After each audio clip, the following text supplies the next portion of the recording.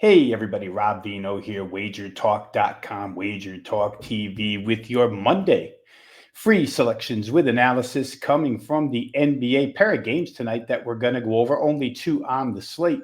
Cleveland at Miami, game 4 there. Houston at Golden State, game number 4 over there. We're going to open this by looking at the Eastern Conference game between Cleveland and Miami. Currently, the Cavs in a position where they could sweep. 3-0 lead in this series with their huge win the other day, Saturday. It's interesting in this series, though, and it looks like one of those if it ain't broke, don't fix it type plays here tonight. Inside this series, if you look at the three-point shooting, Miami for the series shooting 40.9% from three, almost 41% from three. Fantastic number. Cleveland, 43% from three. Combined, these two teams shooting 42% from beyond the arc. Outstanding number. That's 3 games worth. At Miami, field goal percentage in this series, 47.8. Again, great number. Cleveland, field goal percentage in this series, 50.8, almost 51% from the floor. These two teams combined shooting over 50% from the floor in 3 games. The average potential points, and again, I use potential points a lot because I play a lot of totals. Basically, for those who don't know what it is it means if every single shot in the game taken had gone through the hoop, how many points would they have scored in that particular game? The average potential points in this series per game is 440.3.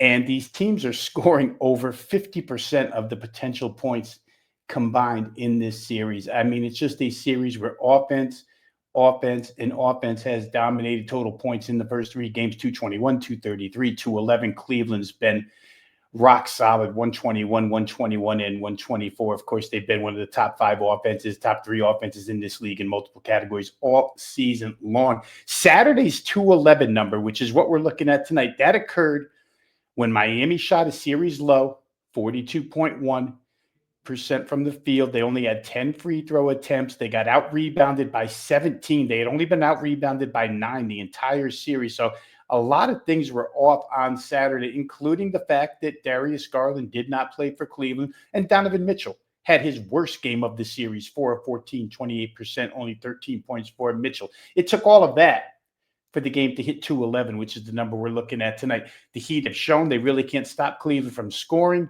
even though Cleveland has kind of slowed down the pace towards Miami style. Still, the Heat can't stop them from scoring. If Cleveland tonight goes out and scores 12 or 14 less than what they did Saturday, they're still going to land on 110 points. So from that angle, you have to say to yourself, can Miami get to 102 or better? Chances are, to me at least, in my line of thinking, that they can. I talked a lot about their scoring prowess down the stretch, the last 15 games of the season, as their offense picked up, as their front line, Wiggins, Adebayo, and Ware played together. The numbers go way up. 102 becomes a pretty reasonable number here. They're averaging 99.7 in this series, which is just about 100 a game, and that includes the 87 they threw up on Saturday. So it looks like a team that's faced with elimination, sense of urgency mode, at home, looking to bounce back in front of their home fans, can find their way to 102 against a defense in Cleveland that hasn't been rock solid at all during this series and could be a little nonchalant here tonight with a 3-0 lead. I think you play this game over the total now, because if Darius Garland, who's currently listed as questionable, does get announced in, this total is going to rise. It'll go from 211 to maybe 213 and a half, 214 and a half, somewhere in that range. I think there's 3 games of matchup evidence plus a situational aspect here that leads us to believe this game's going to get over 211. So that's the way we're going to play it. Your free play for the Cleveland-Miami game is going to be full game total over 211. Let's take a moment here to recognize the promotional package being offered by WagerTalk here.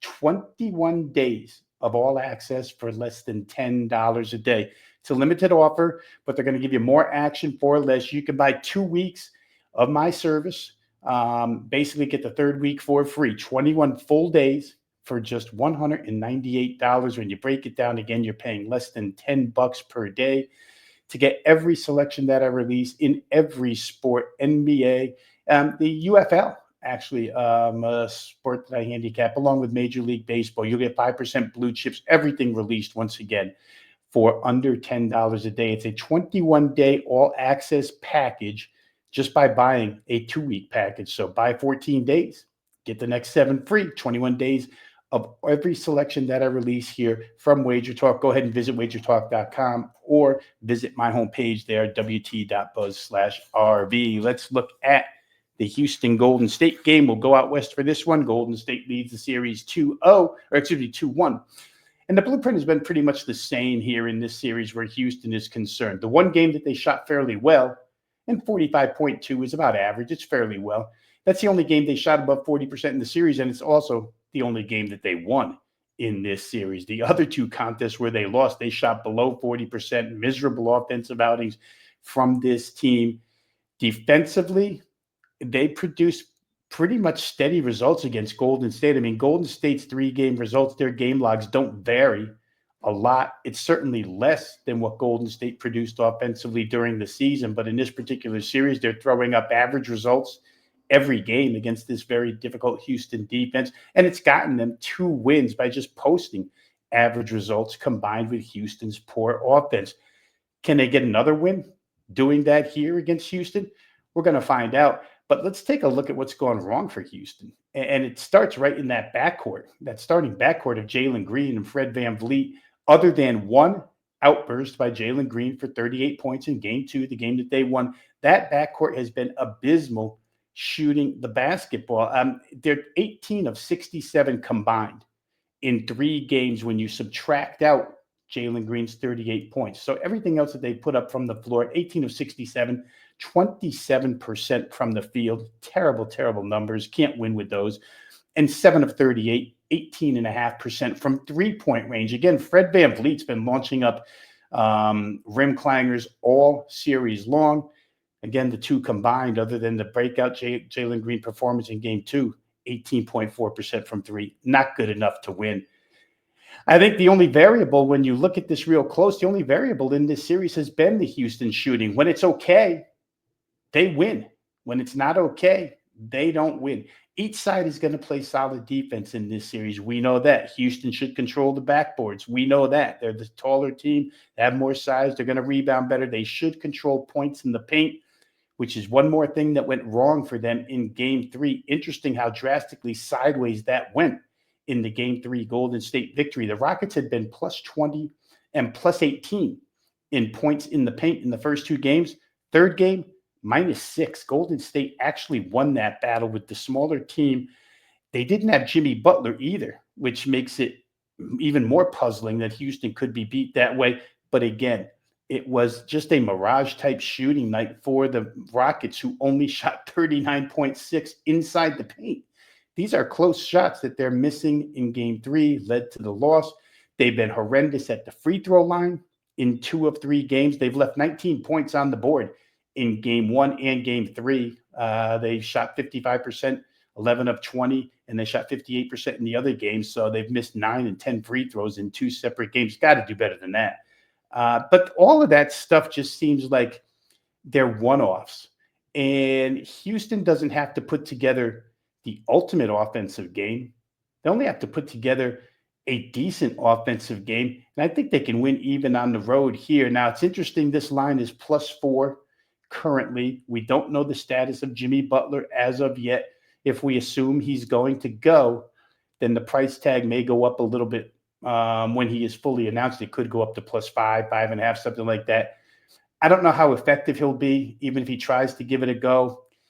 I jumped in early. I think +4 is probably good enough here in a game that should be tightly contested. I think it's probably a 3-point or less game either way. I think Houston +4 with a decent offensive effort is the right way to go. So that's what we're going to use for your free play here for this game.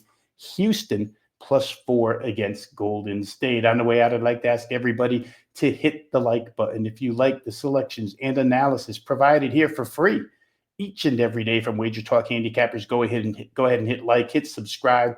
Join the 200,000 plus people who have already subscribed to WagerTalk TV. We appreciate you all. Let's keep more people coming in to view these videos every day.